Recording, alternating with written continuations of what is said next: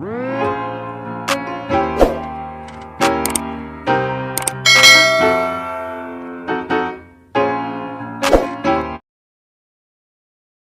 35.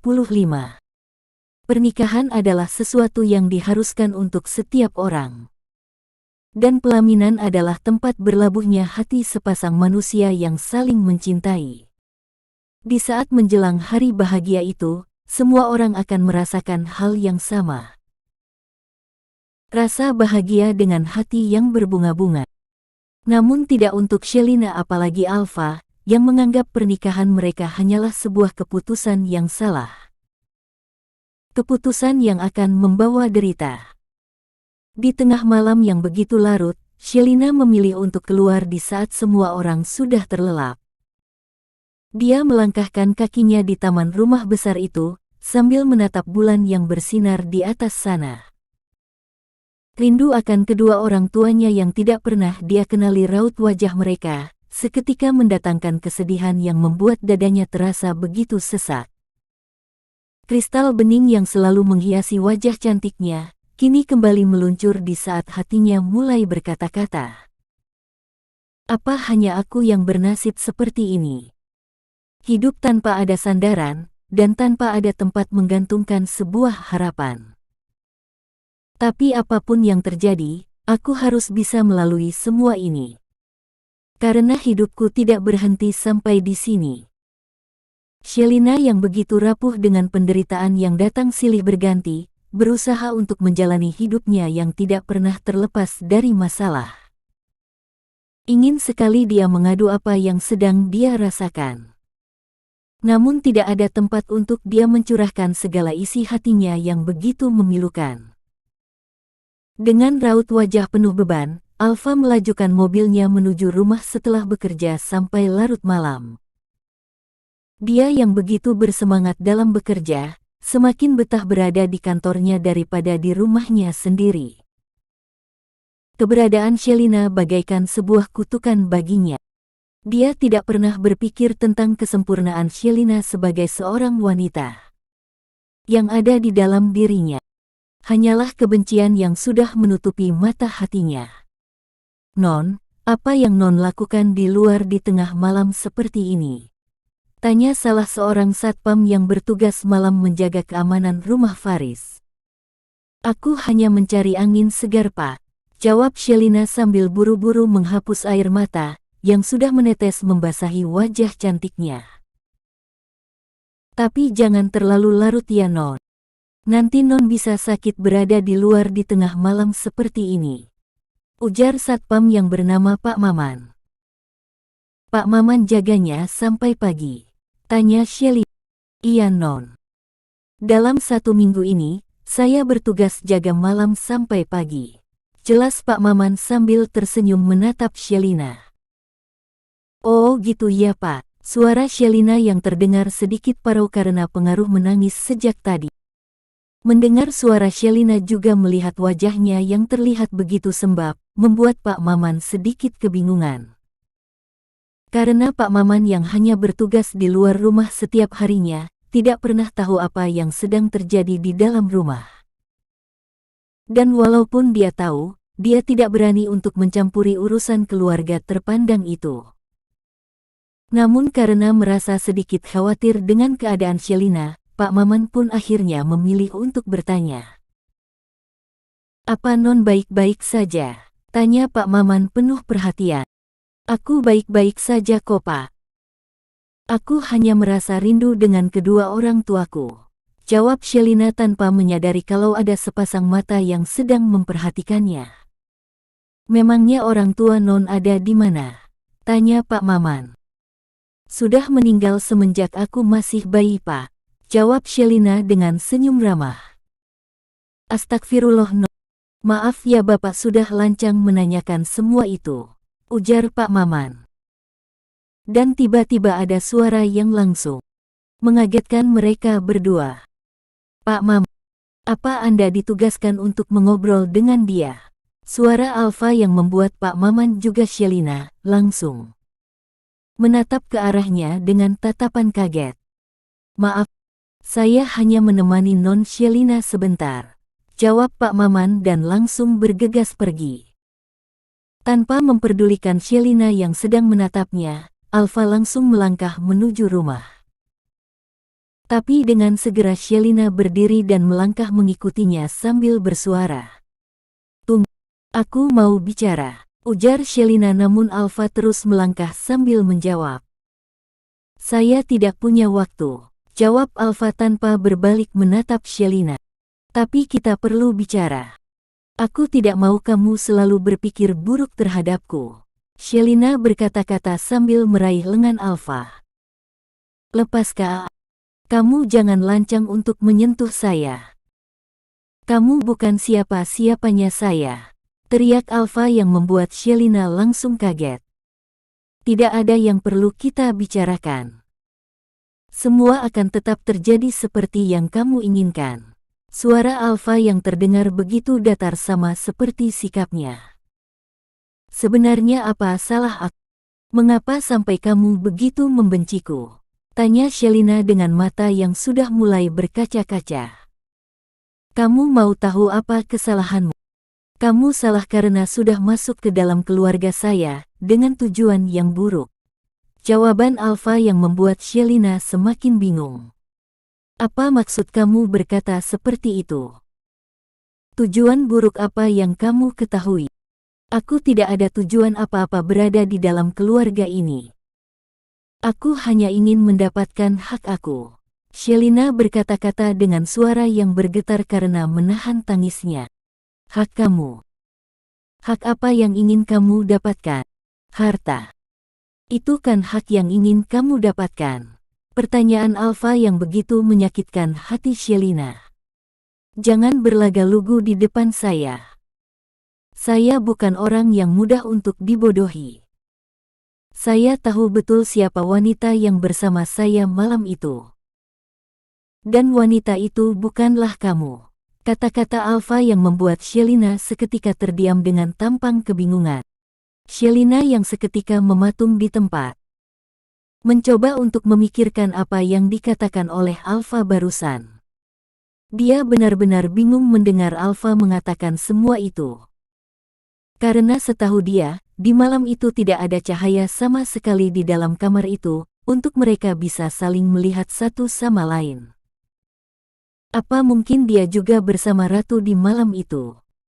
Dan hanya Ratu yang ada di dalam ingatannya. Tapi tidak mungkin dia bisa melupakan semua yang telah dia lakukan padaku. Atau dia hanya berpura-pura lupa agar dia bisa bebas dari tanggung jawabnya. Aku tidak akan mundur begitu saja.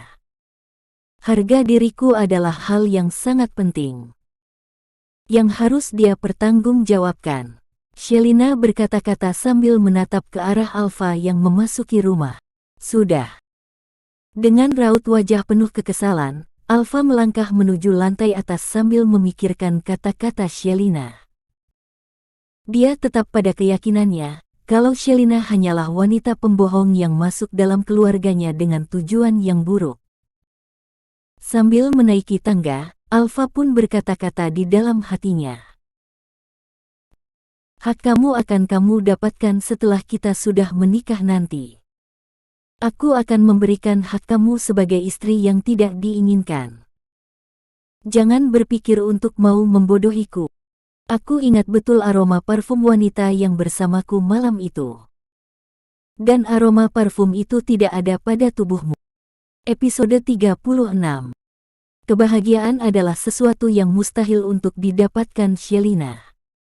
Melihat sikap Alfa yang begitu membencinya, Shelina pun sadar kalau dia bukanlah apa-apa. Tapi dia tetap berpegangan teguh pada prinsipnya, yang tidak ingin kehilangan kehormatan tanpa pertanggungjawaban. Dengan hati yang diselimuti dilema, Shelina melangkahkan kakinya memasuki rumah, setelah sosok dingin itu tidak terlihat.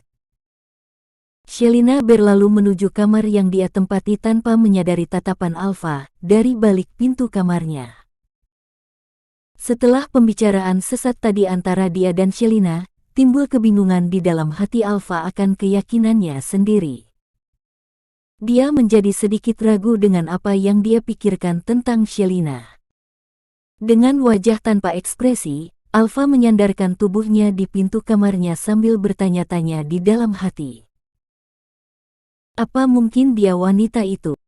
Tapi mengapa aroma parfum yang ada di tubuhnya sangat berbeda dengan wangi parfum di malam itu? Tidak, gue tidak boleh ragu hanya karena mendengar kata-kata yang keluar dari mulutnya. Dia memang bukan wanita itu. Dia hanyalah seorang pembohong yang menginginkan harta kekayaan keluarga ini. Walaupun sudah ada sedikit keraguan di dalam hatinya, namun Alfa tetap berusaha untuk meyakinkan dirinya. Karena dia tidak menemukan aroma parfum itu pada tubuh Shelina di saat mereka berdekatan siang tadi. Dengan kepala tertunduk di atas tempat tidur, Shelina mencoba untuk memikirkan alasan apa sehingga Alfa begitu yakin kalau dia hanyalah seorang pembohong. Namun dia sama sekali tidak memikirkan tentang parfum yang selalu dia gunakan saat berada di London. Sebenarnya apa yang membuat dia begitu yakin kalau aku ini seorang pembohong? Apa perlu kita ulangi lagi sesuatu yang terjadi di malam itu, biar dia bisa percaya? Tidak, apa yang sudah aku pikirkan. Aku tidak akan mengajukan bukti yang tidak masuk akal itu. Shelina berkata-kata sendirian dengan tampang penuh kebingungan. Hampir 2 jam Shelina berusaha untuk bisa tertidur. Tapi pikirannya yang terganggu dengan semua tuduhan Alfa, membuatnya sama sekali tidak bisa untuk terlelap walau dia sudah memejamkan mata sejak tadi. Karena merasa resah dengan pemikiran yang begitu mengganggu, Shelina pun memutuskan untuk keluar dari kamarnya hendak menuju dapur. Tapi tanpa disengaja dia menabrak seseorang di saat hendak menuruni tangga. Suara teriakan Shelina karena dia hampir saja terjatuh. Untung saja dengan cepat dia langsung dipeluk oleh seseorang dari arah samping. Apa kamu tidak punya mata? Suara Alfa dengan tatapan mata yang sangat tajam ke arah Shelina yang berada dalam pelukannya. Maaf, aku tidak sengaja.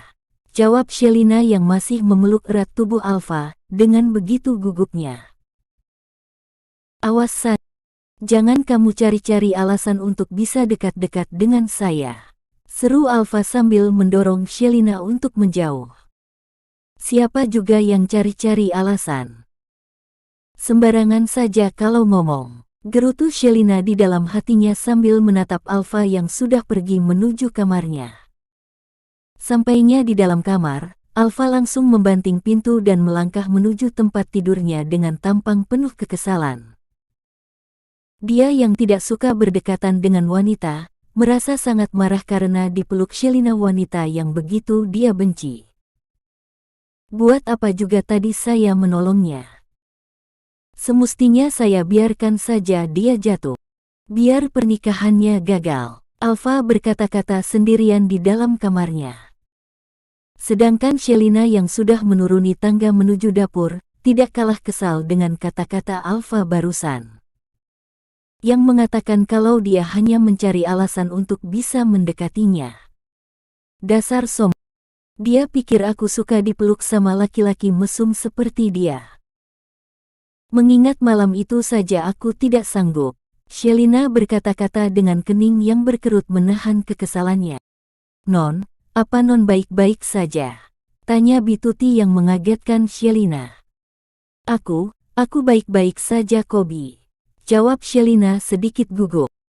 Terus non mau ngapain? Apa ada yang bisa bibi bantu? Tanya Bituti lagi. Aku hanya ingin bantu buatin sarapan Bi. Soalnya aku nggak bisa tidur. Jawab Shelina sambil tersenyum. Tapi ini tugas bibi non. Masa setiap pagi non Seli harus berada di dapur? Ujar Bituti. Gak apa-apa. Lagian aku suka melakukan semua itu. Dan aku tuh sudah terbiasa mengerjakan pekerjaan rumah Bi. Jawab Shelina yang membuat Bituti tidak dapat untuk menolaknya. Ya sudah. Tapi non gak boleh capek iya. Nanti kalau non kecapean dan sakit, bibi juga yang akan dimarahi. Ujar Bituti. Non Sally sudah bangun. Apa Non membutuhkan sesuatu? Suara Bi Ira yang baru selesai membersihkan ruang keluarga. Non Sally tuh mau bantuin kita Mbah. Jawab Bi Tuti. Gak usah repot-repot Non. Ini bukan pekerjaan Non Sally. Non Sally tuh harus banyak istirahat. Karena sebentar lagi Non Sally akan jadi ratu semalam. Ujar Bi Ira yang membuat Bi Tuti langsung bertingkah. Astaga, aku yakin Non Sally akan sangat cantik melebihi seorang putri kerajaan. Aku tuh sering menghayal menjadi ratu sehari bersama orang yang aku cintai. Tapi semua itu hanyalah sebuah khayalan aku saja. Sambung Bi Tuti yang terlihat seperti sedang membayangkan sesuatu. Hei, kamu tuh gak usah terlalu banyak berhayal. Khayalan kamu tuh terlalu tinggi. Sambung Bi Ira yang membuat Shelina seketika jadi tersenyum. Memangnya waktu nikah Bi Tuti gak jadi ratu sehari? Tanya Shelina yang membuat raut wajah Bi Tuti yang tadinya ceria seketika meredup. Buru-buru jadi ratu sehari. Dilamar saja gak pernah Non. Jawab Bi Tuti dengan tampang yang terlihat sangat lucu. Sabar ya. Jodoh itu gak akan kemana. Kalau sudah ditakdirkan untuk bersama, pasti akan bertemu. Shelina mencoba untuk menghibur Bi Tuti yang terlihat begitu sedih, karena belum juga menikah di usianya yang tidak bisa dibilang muda lagi. Di saat mereka sedang asyik mengobrol, tiba-tiba muncul Alfa dengan keadaan bertelanjang dada menuju dapur. Melihat kedatangan Alfa, Shelina langsung melangkah mendekati tempat cucian piring tanpa mau melirik ke arah Alfa, yang juga tidak peduli padanya. Mas Alfa, apa Mas butuh sesuatu? Tanya Bi Ira setelah Alfa duduk di depan meja makan dengan ekspresi yang terlihat seperti sedang menahan sakit. Tolong ambilkan saya air hangat Bi. Seru Alfa sambil menundukkan kepalanya. Alfa, kamu kenapa sayang? Tanya Aleta yang baru saja memasuki dapur. Perut saya sakit banget mah. Saya sampai nggak bisa tidur. Jawab Alfa tanpa menatap Aleta yang sudah berdiri tepat di belakangnya. Mungkin kamu terlalu kecapean. Makanya, kamu tuh jangan hanya urus pekerjaan tanpa mengingat waktu istirahat. Ujar Aleta sambil memijat pundak putranya dengan penuh kasih sayang. Apalagi hari pernikahan kalian tinggal berapa hari lagi. Kalau sampai sakit, mama juga yang akan dimarahi sama oma kamu. Ujar Aleta sambil membantu Alfa untuk meminum air hangat yang diberikan Bi Ira. Karena terlalu khawatir dengan keadaan Alfa, sampai-sampai Aleta tidak sadar siapa yang sedang mencuci piring di bagian belakang.